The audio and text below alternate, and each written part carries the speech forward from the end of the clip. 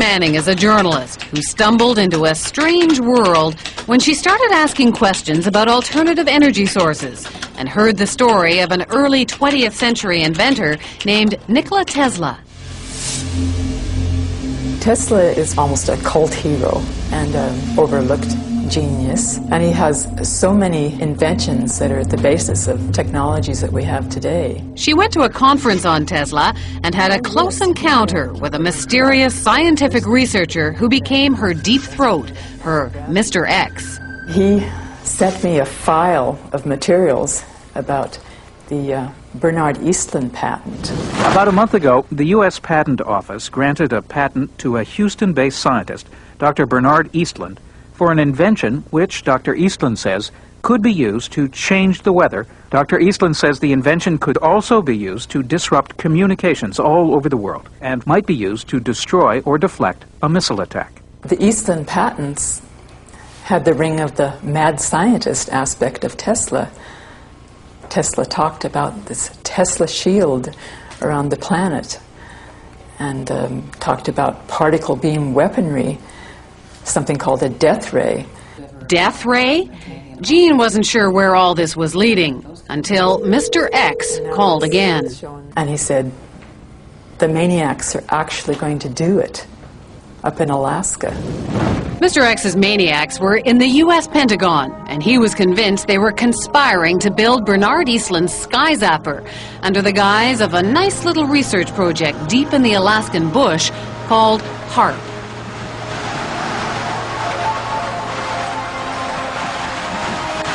The basic concept is to build a very large antenna, then to utilize a large amount of power and to beam those radio waves up into the upper atmosphere. Have you approached the Pentagon with this invention? Yes, and what I'm not at liberty to tell you is the details of what that interaction has been. The word spread through the Alaskan bush, and soon a band of suspicious Alaskans set out to warn people about what they saw as the U.S. military's secret agenda.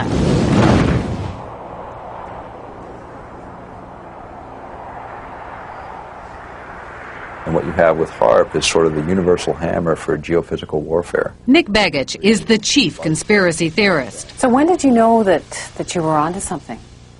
I think as soon as I saw the references to Tesla's work, and when I read Bernard Eastlund's original patents, I realized that what we really had here in Alaska was a prototype for a ground-based Star Wars weapon system. HAARP is a non-classified project run not by Bernard Eastlund, but by the U.S. Army and Navy. The official HAARP story is told by one man, John Heckscher. It consists of several types of transmitting instruments and numerous scientific instruments that study the natural ionosphere and the ionosphere that has been perturbed by the instruments that we are building. The ionosphere is a sea of electrically charged particles in the upper atmosphere, and the instrument is a powerful radio wave transmitter. Does it have any military applications? The site itself is strictly a scientific research site. Perhaps the outcome of some of the science, perhaps some of the results, could be applied in a military systems.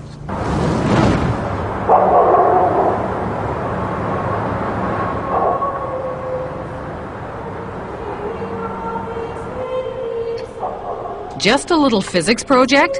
Jim Roderick isn't buying it. He's been gunning for the real goods on HAARP, and his weapon is the internet. The military is incapable of doing pure science. Science is conducted by them for application in weapon systems, for no other reasons. From his shack in the middle of an Alaskan village, Jim and his co-conspirators around the globe have been tapping into databases. They've dredged up hundreds of long-buried scientific reports and even some internal documents from the military. They call it the world's first techno-protest, and they did it all on the military's own baby, the net. Plans for HAARP activities correlate with projections of what can be done in the Eastland patents. It's that simple. So it's not a coincidence? It's not a coincidence. Well, I hate to disagree with you, but it's not his patent that we're building. Superficially, yes. They send energy up into the ionosphere, but the Eastland patents require huge, prodigious, in fact, amounts of power, like 100 billion watts. Remember that number, 100 billion watts. You'll hear it again later. HAARP requires only 3 million watts. There is a paper trail leading us back to Eastland. No, there is not. There is no paper trail that I'm aware of that's leading back to Eastland.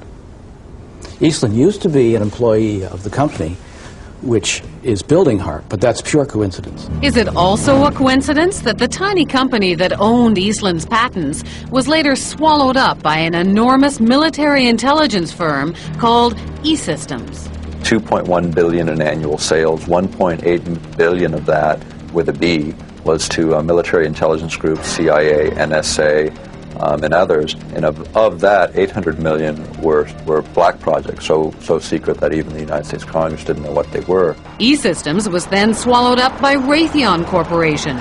It too specializes in super secret contracts with the Pentagon. Why would Raytheon be so excited about this? Well, it's a ground-based Star Wars weapon prototype. For them, it represents potentially billions and billions of dollars. So how would you describe this world of E-Systems and Raytheon and HAARP? Dark.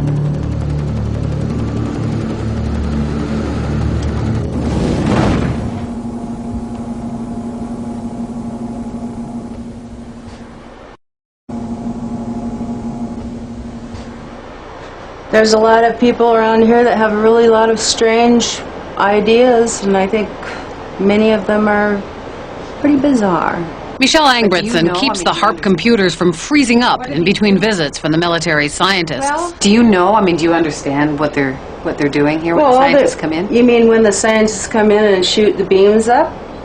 Yeah, they're shooting the beams up, and I think that heats a little small space in the ionosphere, and then you've got guys that are sitting on computers, and you've got people putting up weather poles that measure weather and everything like that. I mean, there's something spooky going on here.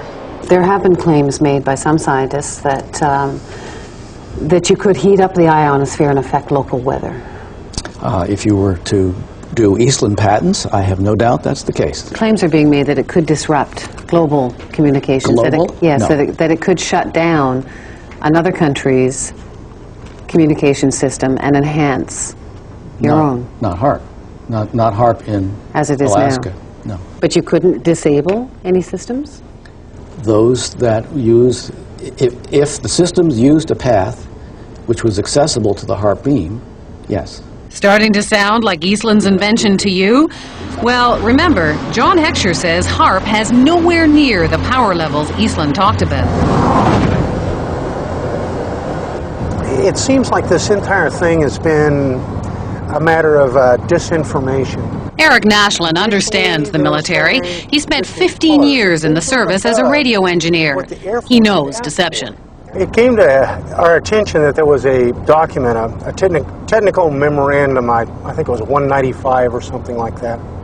And reading right in the front of it, they said that, bottom line, although this is here, it does not constitute publication. It doesn't exist. It basically doesn't exist, so it was kind of like, wow, here's the document that doesn't exist. We're talking several hundred pages of document that, doesn't exist on a project that is completely unclassified and open to the public. We got it through friendly folks in the right spots, but it really lays out, these are notes from a conference that really break down where they were going to use this technology and how this technology was going to be applied. Remember the 100 billion watts debate?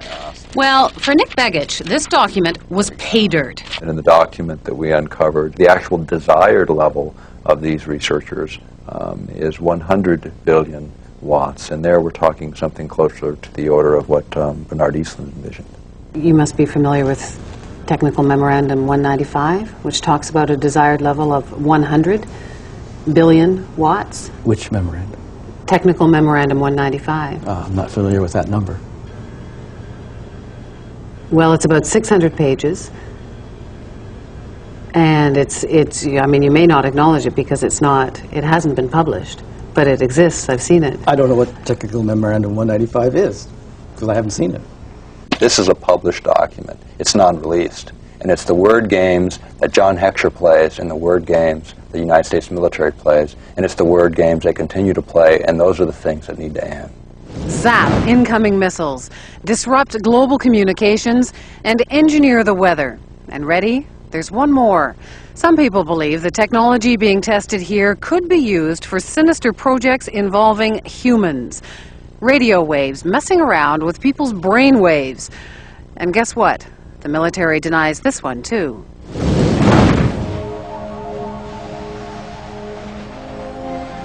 The human mind is subject to being affected by radio frequency energy, and that's what this device is.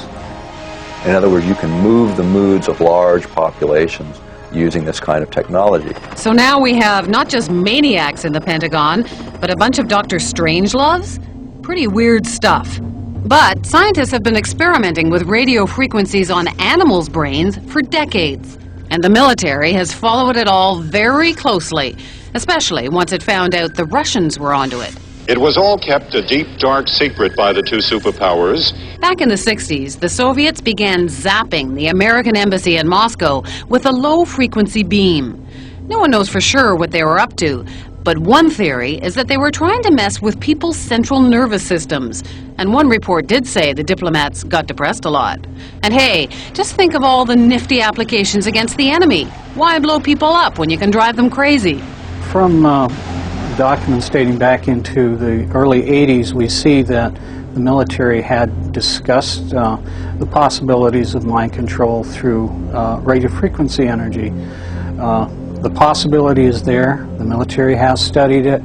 A 1982 Air Force report called radio frequency energy a major new research initiative and said that RF can, quote, disrupt normal purposeful behavior. A 1987 military report called for more research on RF energy as a non-lethal weapon, while pointing out that most of the existing technology is classified.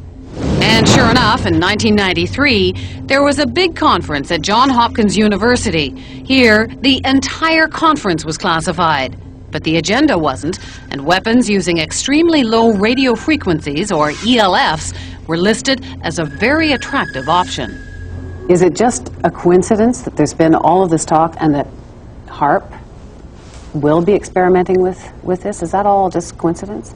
I believe the ability of ELF to affect the mind is a side issue for us. It may be real. I can't say. It's been exceedingly difficult to find information on what is supposed to be a major new initiative of the military. All we see is HAARP. Well, then I'm being kept in the dark, if that's the case. The question is, could they, would they? And we believe they can, and we believe they will. Somewhere, at some point, all of this technology merges at some level within the Pentagon, and it happens to be in Alaska, and it happens to be now. It isn't just conspiracy theorists who are concerned about HAARP. In January of 1999, the European Union called the project of global concern and passed a resolution calling for more information on its health and environmental risks. Despite those concerns, officials at HAARP insist the project is nothing more sinister than a radio science research facility.